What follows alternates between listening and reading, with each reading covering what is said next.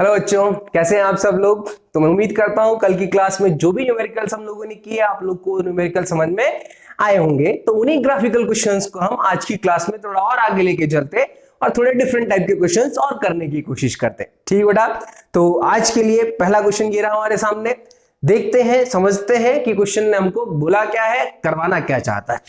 देखिए, a ball is dropped vertically from height D above the ground. मतलब D height ऊपर से आपने किसी बॉल को क्या कर दिया, तो ड्रॉप कर दिया। ध्यान रखिएगा, क्वेश्चन ने बोला है कि बॉल को आपने जस्ट ड्रॉप किया है। तो जस्ट ड्रॉप करने का मतलब होता है कि हमारी बॉल की इनिशियल वेलोसिटी कितनी थी, तो जीरो। ग्राफ को बाद में बनाएंगे, बट पहले उसका फिजिकल रिप्रेजेंटेशन कैसा होगा ऐसा भी हम लोग को बना लेना चाहिए। ठीक नाउ देखिए क्या है। तो अगर मैं यहां से बात करूं, यहां से मैंने बॉल को जस्ट ड्रॉप किया तो इनिशियल वेलोसिटी 0 और बॉल मेरी कितनी नीचे चली गई, तो कितना नीचे गया, तो डी नीचे चला गया। आगे क्या बोल रहा है, if it hits the ground and bounces up vertically to height D by 2। मतलब ग्राउंड पे गया, हिट किया, लेकिन अब हिट करने के बाद वापस उसी हाइट तक वो वापस नहीं आया। उसके अपने रीजंस हैं, आप जानते हैं, क्योंकि कोलिजन हुआ होगा तो एनर्जी का लॉस होगा, तो बॉल वापस उस हाइट तक कभी नहीं आ सकती। तो क्वेश्चन बोल रहा है कि उस हाइट तक तो नहीं आई है, पर हाफ ऑफ द हाइट तक बॉल मेरा क्या कर गई है, तो रीच कर गई है। तो यहां से मेरी बॉल बाउंस अप करके आधी हाइट तक चली गई, दैट इज डी बाय 2। ऐसा क्वेश्चन ने मेरे को बोला है। अब क्वेश्चन में जब हमको ग्राफ ड्रॉ करना है तो हमारे पास इक्वेशंस होना बहुत जरूरी है। अगर मेरे पास उस ग्राफ से रिलेटेड कोई इक्वेशन नहीं है तो मुझे उस क्वेश्चन को, ग्राफ को हमारे एग्जाम में अटेम्प्ट नहीं करना है, क्योंकि उस केस में गलती होने के चांसेस बेटा बहुत ज्यादा रहते हैं। ठीक, इसलिए हम लोग पहले कोशिश करते हैं कि V और H का जो मुझे ग्राफ ड्रॉ करवाना चाह रहा है, इस V और H के बीच का कोई रिलेशन, कोई इक्वेशन मेरे को मिल जाए। ठीक ना, तो अपन उसके लिए क्या करते कि अपन नीचे से किसी हाइट H तक एक जनरल पॉइंट मान लेते। ठीक, इस जनरल पॉइंट पे पार्टिकल की कुछ वेलोसिटी होगी, वो मुझे निकालनी है। तो मेरा पार्टिकल यहां से नीचे आ कितना गया, तो this is going to be D minus H, क्योंकि इसको अपन एच माना, तो ये कितना हो गया, डी माइनस एच। अब जनरल इक्वेशन कौन सी है, जिसमें मेरे पास डिस्प्लेसमेंट और वेलोसिटी में रिलेशन हो, तो वो मेरे को मालूम है। मेरे पास एक इक्वेशन रहती है हमेशा, V square minus U square is equals to 2as। V square, तो V square initial 0 to A की जगह माइनस जी पुट करेंगे, और डिस्प्लेसमेंट की जगह ध्यान रखिएगा, यहां से यहां आया है, नीचे गया है, तो यहां से कितना डिस्प्लेसमेंट हुआ, तो माइनस डी प्लस एच। मतलब इसके साथ माइनस साइन मल्टीप्लाई करके यहां पुट कर दिया, तो मेरे पास रिलेशन आया वी स्क्वायर इक्वल्स टू, ठीक, या फिर इस माइनस को आप बाहर निकाल लीजिए, इसके साथ मल्टीप्लाई कर दीजिए, तो ओवरऑल क्वांटिटी कैसी हो गई आपकी, पॉजिटिव। तो ये क्या हो गया आपका 2g, और ये हो गया d माइनस एच।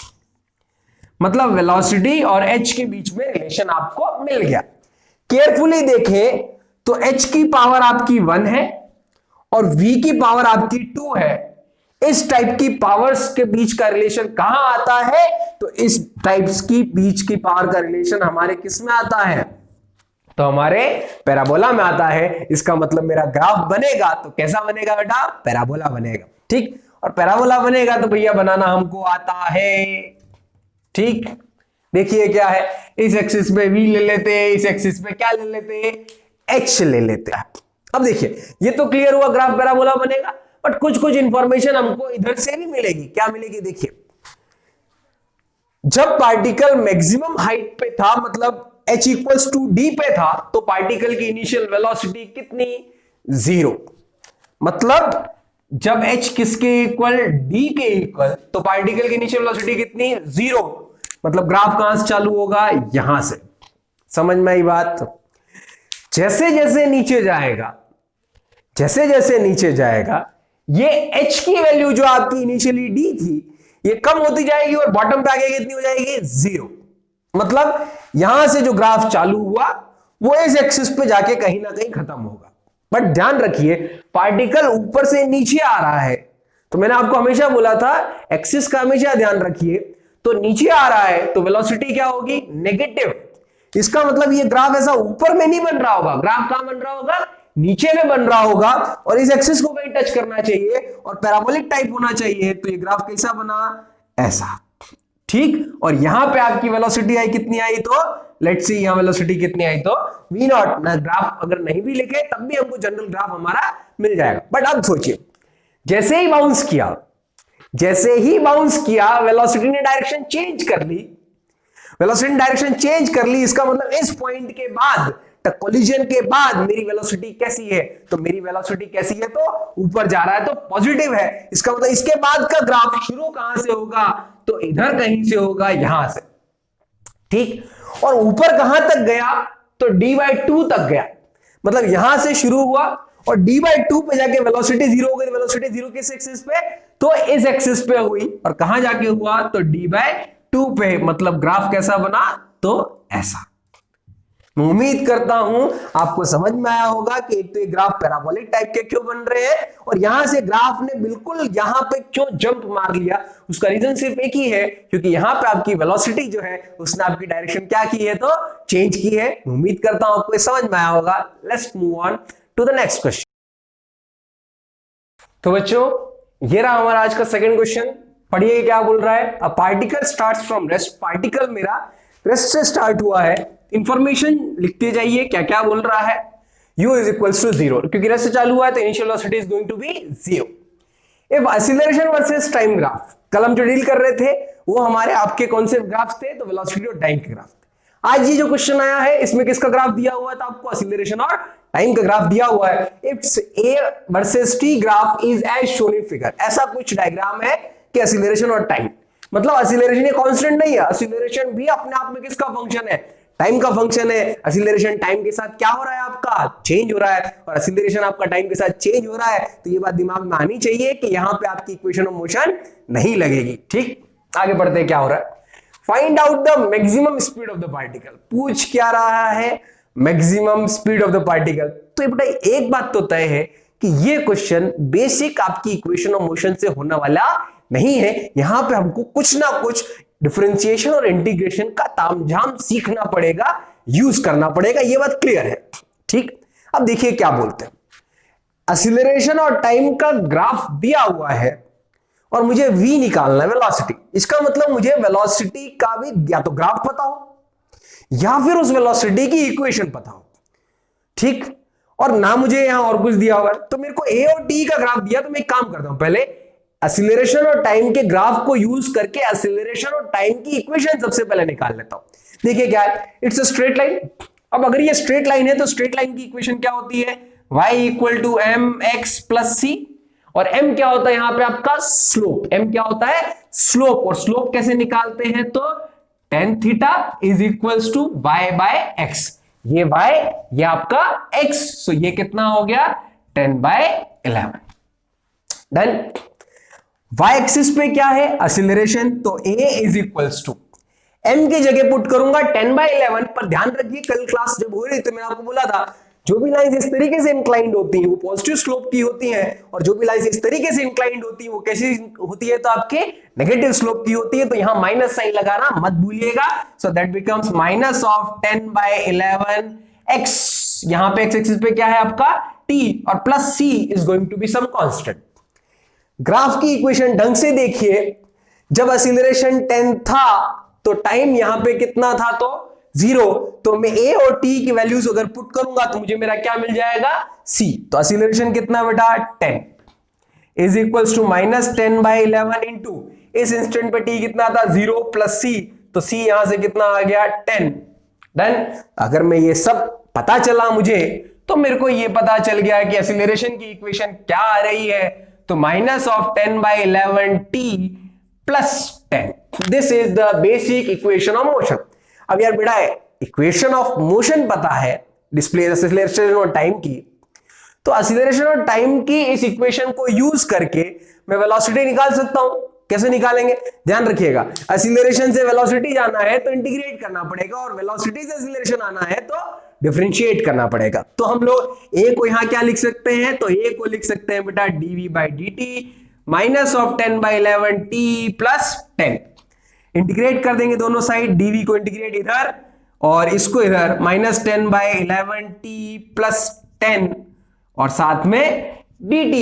कहां से शुरू हुआ, तो t इक्वल टू 0 से लेके कहां तक गया, तो आपका at some time t equal to t, initial velocity 0, final velocity v, dv का इंटीग्रेशन किया, v इंटीग्रेशन करना मैंने आपको पहले सिखाया था लेक्चर्स के अंदर, अगर आपको याद नहीं है तो आप पुराना लेक्चर जो है उसको रिविजिट कर सकते हैं, वहां पे क्वेश्चन में हम लोगों ने इंटीग्रेशन सीखा होगा, और अगर आप पर्टिकुलरली सारे लेक्चर्स फॉलो कर रहे हैं तो उम्मीद करता हूं आपको आता होगा। तो वही हम लोग यहाँ यूज करते हैं, माइनस ऑफ 10/11 इंटू टी का इंटीग्रेशन होता है बेटा टी स्क्वायर बाय 2 प्लस 10 का इंटीग्रेशन हो जाएगा 10t, लिमिट्स 0 से t, और सब कुछ सॉल्व किया तो v इज इक्वल टू कितना आया, ये 2 से ये 10 आपका कट जाएगा, सो 2 5 जा, तो -5/11 टी स्क्वायर प्लस 10t, ये मेरी वेलोसिटी की इक्वेशन आ गई। अब सोचिए जरा, वेलोसिटी की इक्वेशन क्या वेलोसिटी की मैक्सिमम वैल्यू डायरेक्टली दे सकती है? नहीं दे सकती। किसी भी फंक्शन का अगर आपको मैक्सिमा या मिनिमा निकालना है तो उसके लिए बेटा आपको दो चीजें चेक करनी पड़ेगी। जैसे वेलोसिटी का मैक्सिमा निकालना है तो कैसे पता चलेगा? पहली चीज आप निकालिए dv/dt, ठीक, और dv/dt को क्या करवा दीजिए 0, जहां पे उस आपके ग्राफ का या इक्वेशन का मैक्सिमा बनेगा वहां पे उसका फर्स्ट डिफरेंशिएशन कितना होना चाहिए, तो 0, वो 0 बन रहा है, इसका मतलब वहां पे या तो मैक्सिमा आ रहा है या क्या आ रहा है आपका मिनिमा आ रहा है, ये बात आपकी कंफर्म। अब कहां मैक्सिमा होगा कहां मिनिमा होगा वो बात की चर्चा उसके लिए कभी और क्लास लेंगे, बट फिलहाल के लिए इस पॉइंट पे या तो मैक्सिमा होगा या मिनिमा होगा, यहां पे हमको एक ही वैल्यू मिलेगी और वो वैल्यू हमें किसकी वैल्यू देगा, मैक्सिमा की। अब सोचिए जरा, dv/dt 0 करवाना है तो v दिया हुआ है तो फिर से डिफरेंशिएट करके क्या कर दें 0, पर यार थोड़ी अकल लगाओ, v का डिफरेंशिएशन करोगे तो मिलेगा क्या, rate of change of velocity निकालोगे तो आएगा क्या, तो एक्सीलरेशन आएगा। तो करना ही क्यों, एक काम करिए, इसी इक्वेशन को यहां लिख दीजिए और 0। यहां से एक इंपॉर्टेंट बात निकली बेटा कि आपकी वेलोसिटी वहां मैक्सिमम होगी जहां पे आपके पार्टिकल का एक्सीलरेशन कितना होगा, 0 होगा। ये बात आप ध्यान रखिएगा, इंपॉर्टेंट पॉइंट है कि आपकी v max कहां पे होगी, तो v max वहां पे होगी जहां पे आपका एक्सीलरेशन कितना होगा 0। ये इंपॉर्टेंट पॉइंट है, आपके क्वेश्चंस में डायरेक्टली काम आ सकता है। तो एक्सीलरेशन को मैं 0 करवा देता हूं, तो -10/11 t plus 10 equal to 0, solve करेंगे तो आएगा t is equal to 11 seconds. तो ये वो समय है जहां पे आपका वेलोसिटी क्या होगी, मैक्सिमम होगी, ठीक बेटा। और इस पॉइंट पे अगर वेलोसिटी मैक्सिमम है तो v की इक्वेशन तो आइए पुट करिए, v is equal to -5/11 into 11 का स्क्वायर प्लस 10 इंटू 11, सब कुछ सॉल्व करेंगे, v मैक्स आएगा आपका 55 मीटर पर सेकेंड। डन। मैं उम्मीद करता हूं आपको समझ में आया होगा कि इस क्वेश्चन में हम लोगों ने क्या किया है, ठीक बेटा। So let's move on to the next question. So guys, ये रहा हमारा आज का आखिरी सवाल, देखते हैं क्या बोल रहा है। The given graph shows the variation of velocity with displacement. यहां पे हमारा वेलोसिटी डिस्प्लेसमेंट के साथ किस तरीके से वेरी कर रही है उससे रिलेटेड ग्राफ हमको दिया हुआ है, and that's is going to be a straight line, ऐसा क्वेश्चन बोल रहा है। Draw the graph of variation of acceleration with displacement. मैंने आपको पहले ही बोला था, जब भी आपको ग्राफ कन्वर्जन करना हो या ग्राफ बनाना हो तो आपको उससे रिलेटेड कोई ना कोई इक्वेशन आपके पास होनी चाहिए, क्योंकि इक्वेशन नहीं होगी तो गलती होने के चांसेस रहते हैं, ठीक। तो अपन एक काम करते हैं, v और x के बीच में रिलेशन आ सकता है, और वेलोसिटी अगर डिस्प्लेसमेंट का फंक्शन है तो एक्सीलरेशन निकालने के दो तरीके से ध्यान रखिएगा, आइदर a dv/dt निकाल सकते हैं, a निकालने के दो तरीके dv/dt, या फिर a is equals to v dv/dx, दो तरीके। नाउ v x का फंक्शन है और हमें a और x का फंक्शन चाहिए, तो v और x की इक्वेशन यहां से आ जाएगी, और v अगर x की फॉर्म में है तो एक्सीलरेशन x की फॉर्म में किस वाले से रिलेशन से आएगा, सेकंड वाले से। मतलब कुल मिला के यहां से पहले vx निकाल लेते हैं, फिर उसको ax में कन्वर्ट कर लेंगे। vx निकालते देखिए, बहुत बढ़िया बात, इक्वेशन अभी भी स्ट्रेट लाइन की आएगी यहां पे, तो ध्यान रखिएगा मैं बार बार नहीं लिख रहा। tan थीटा कितना आएगा, तो tan थीटा आएगा आपका v0/x0 with a negative sign, क्योंकि नेगेटिव स्लोप है। y एक्सिस पे क्या है, v is equals to slope minus of V naught upon X naught into X plus some constant C. Done, बात समझ में आई। अब सी कैसे आएगा, तो कोई भी एक जगह पकड़ लीजिए, या तो यहां पकड़ लिए, यहां पकड़ लिए। यहां अगर पकड़े तो v कितना है, V naught minus V naught equal to minus V naught upon X naught into X कितना है यहां पे इस लोकेशन पे आपका 0 प्लस सी, तो सी कितना आ गया वी नॉट, मतलब v की इक्वेशन आ गई v equal to minus of V naught upon X naught X plus C आ गई। और अगर ये आ गई, सॉरी सी की जगह हम लोग निकाल चुके हैं, सी की जगह हमारे पास क्या आ रहा है, तो वी नॉट। अगर ये इक्वेशन आ गई तो v पता चल चुका है। एक्स्ट्रा इंफॉर्मेशन किसकी चाहिए, dv बाय dx, आपस में मल्टीप्लाई करेंगे तो मुझे a का फंक्शन कुछ ना कुछ मिल जाएगा। डिफरेंशिएट करते हम लोग dv बाय dx निकालते। v not is a constant, x not is a constant, differentiate अगर किया तो ये तो कांस्टेंट है, तो कांस्टेंट का डिफरेंशिएशन तो बाहर आ गया, minus of V naught upon X naught, और x का डिफरेंशिएशन x के रेस्पेक्ट में कितना होगा, तो 1। V naught here is a constant, तो उसका डिफरेंशिएशन 0, सो फाइनली कितना आया, minus of V naught upon X naught. तो एक्सीलरेशन क्या आया भैया, a इज इक्वल्स v की जगह तो v की वैल्यू पुट कर दीजिए, वो आई आपकी minus of V naught X upon X naught plus V naught, ये हुआ आपका v, और dv बाई dx ये रहा minus of V naught upon X naught. Simplify करिए इस चीज को, a इज इक्वल्स टू, इसको पहले इसके साथ मल्टीप्लाई करिए तो माइनस माइनस आपका कैसा हो जाएगा बेटा, प्लस, तो ये हो गया प्लस का V naught upon X naught का स्क्वायर, ध्यान रखिएगा, ठीक, और साथ में क्या, तो x, इसको इसके साथ मल्टीप्लाई किया तो प्लस माइनस कितना हो गया, माइनस वी नॉट हुआ तो ये आपका कितना हो गया, तो वी नॉट का स्क्वायर अपॉन एक्स नॉट। बात समझ में आ गई। देखिए ये हुआ आपका y, ये हुआ आपका स्लोप m, साथ में आया x, और ये आया आपका c। बेटा c जो होता है ना वो बेसिकली y एक्सिस का इंटरसेप्ट होता है, आप ऐसे भी याद रख सकते हैं, तो ऐसा बार बार नहीं निकाले, तो y इंटरसेप्ट देख लीजिए, वी नॉट था तो c की वैल्यू कितनी आई, वी नॉट, यहां पे आपका इंटरसेप्ट कितना है, तो minus of V naught square upon X naught. ठीक बेटा, मैं उम्मीद करता हूं ये चीज आपको समझ में आई होगी, ठीक। और अगर ऐसा हुआ है तो अब इसको आगे प्रोसीड कर लेते हैं हम लोग, क्योंकि a और x के बीच में भी ग्राफ कैसा आ रहा है, तो एक स्ट्रेट लाइन, एक स्ट्रेट लाइन ग्राफ आएगा बेटा, बहुत बढ़िया बात, a और x के बीच में भी एक स्ट्रेट लाइन ग्राफ आएगा। ध्यान रखिए पॉजिटिव स्लोप की लाइन है, मतलब लाइंस ऐसी बनेगी, और इंटरसेप्ट आपका नेगेटिव है, इसका मतलब ये वाली जो लाइन बन रही होगी वो y एक्सिस को यहां नीचे में कहीं कट करेगी, इसका मतलब ग्राफ की इक्वेशन कैसी आई, तो ऐसी आई। ये वाले पॉइंट की वैल्यू कितनी है, तो ध्यान रखिएगा minus of V naught square upon X not.